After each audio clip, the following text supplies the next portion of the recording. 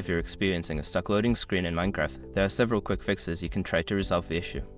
Follow these steps to get back to playing your game smoothly. Step 1. Restart the game. Close Minecraft completely and reopen it. Sometimes, a simple restart can clear temporary glitches that cause loading issues.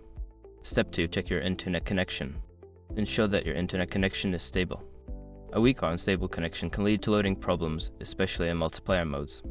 Step 3. Update Minecraft. Make sure you are running the latest version of Minecraft.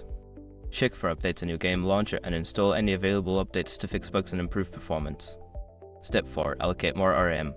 If you have sufficient RAM on your computer, consider allocating more to Minecraft. Go to the game launcher settings, find the Java settings, and increase the allocated memory to improve loading times. Step 5. Disable mods or resource packs. If you are using mods or resource packs, try disabling them temporarily. Some mods may not be compatible with the current version of Minecraft and can cause loading issues. By following these steps, you should be able to resolve the loading screen issue and enjoy your Minecraft experience without interruptions. Happy gaming!